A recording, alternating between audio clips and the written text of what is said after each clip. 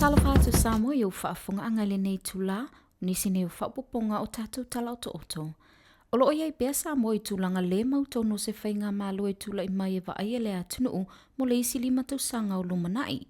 O le pō na whaasirisila i le taita i le vaenga whaaupa whai o le whaatuatua i le atua Samoa watasi, le a fionga i a fia mena o mi mataafa, se lato whailoa inga ma le a fionga le a o le malo, tui ma le li whano sualau vi le lua. I lea whailua inga na tā ua i e fia me. Ia ai o te fia e whaasirisi latu o i maua ma le sui taitai le fionga i ala uli. Sa matou whailua i le au uli nei ma le au mamalu o le malo. Ma ua malia maila na fionga o le a wala awina le pale mene. Ma matou taro sanga ina le aso wharai le luas fultasi o me mo lea tau au fianga. Ina ia wha mautu ina ai, le wha tauto ina o sui whaipule filifilia, na wha asino au iai le mamalu o le tunu, i le whainga pālota o le aso iwa o aperila lua afe lua sfultasi.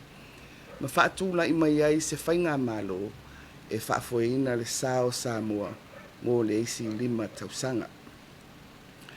O te langona le anganga whaftai i le au mamalu o le malo, I lona aloa ia o le matafa ioi a le pale mene, ma le bala awina whaatasi o I lātou ua filifilia ele atunu.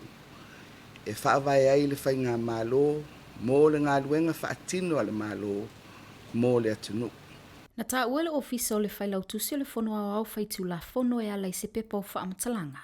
O le taimi lawa e wha o atuai le nei poloa inga I le ofisa o le whono, o le a whaasila sila lea mo le sila fia o le mamalu le atunu. E se whaatalatala noanga le Tv2 Samoa ma sui o le vaenga whaupawhai o le fast o lo fiti wa ai whaapea whaumui nā Wayne Fong I le asoana nafi. Na o lata uai, o le mata upule le na fua whaupopo le utoe a pili, o le awhionga lawa le li pa le mia na saunoa le tausanga I lua fese fulumaniwa, e le mana o mia le whaupopo se isi sui tamaitai, pe a whai wa atua le so arima o sui o tamaitai o le pa le mene. Mata upua le whalonga koe whina wina. O le mea le o le sui whaopopo le. O tau sila Samoa I le lua, tausanga lua fesifuru ono. Le na tula I mai le whainga pālota le atunu. E wha sui tamaita. Ia, na saunua manino ale whionga le ia tula epa o parimia nā taimi. E mana o mia, ia le sui tamaita I se tasi I lalola o le formula le o le whainga pasenge. Ina ia atoa le lima. Ia le me foi la tanga sa fatula I mai ai le sa ia le sui fa popo foi le mai nga ngai fo mo tolu. Ia o mai foi la ia le pa inga le o fai wi o le pa inga le ana te nei. Ile dua fes fu wi va le te mana tua. Na sa no ai foi. A fa apea la vai au mai le unga fa nga palota e atoa mai le lima te mai tai. Ile ko yam se me ko fai. O boila. Ko se lima su kasia e su ai me fai o si. A pava pele a ko ale. Se lima o ile mo kia. La em fai ala o lima su lima e la fai o su. I fai pule. Pe a fai ele mo se lo ngai mo la fai ki ngai ko lima. Ai a sa wa wo ye ki ngai ko mo le uai. Lima su kasia e le ni mo fo ko ba fo ya fa ki ngai ko ni ai asa wa wo ye ki ngai ko mo le uai ni mo su ka si e le ni mo fo ko ba fo Ile ko ia se fa poponga I se pe ongo pe fiku e langa lai manino le tu la fona. Peitai, o le manato le afionga le pale mia fa wau le tu mau tu le epalu pesoli ai se le malile ngoi. O ke mo fa va ele me fa on te. Se longa e ate oe e to vanga le luva to.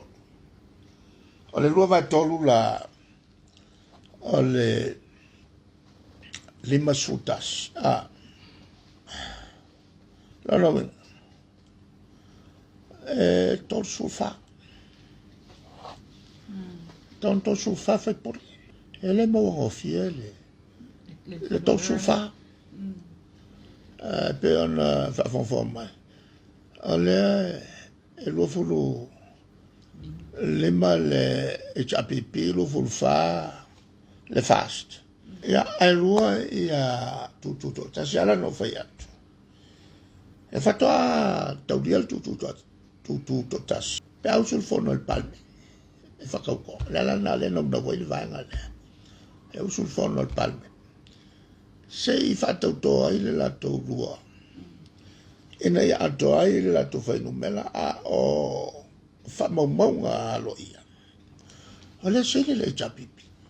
E pe ona sila fia le atunu o le so le ana whaanga solo ai le iloiloina o le talosanga apili, le stay of execution po o le tau fia le tu mawai o le whai unga na tuuina mai le asunga fua. Se fulu fitua me lua afe lua se fulu mantasi, whaasanga le na fua whaupopo tumaita i le palemene. Mai le mai ai o le lua i tulama le awhana whai ai whaafina ngā loi o vaenga i lua i le nei mata upu, i lumo le whaamasinonga mawalunga.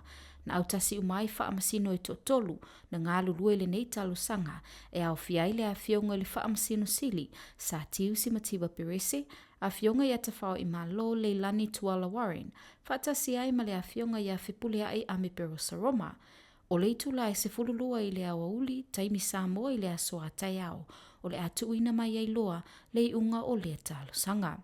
Na whaafetai ai fo'i e le whaamasino sili lo i o vaenga tangi, le lo i o lo tulai mo le ofiso whainga palota fui maono se fo ainu u, ma le lo i o lo tulai mo le imalemanu mo moe mausu mo tia lo fatu au, le a fionga ia au mua mingleng wai, whaatasi ai ma lo i o le tūtali, maunga Precious Chang, ma le tamaita i lo ia Miro Lui, i le mai ai e le leo la tau fulasanga ma finaunga, na tuina atu i lumo le whaamasinonga mawalunga.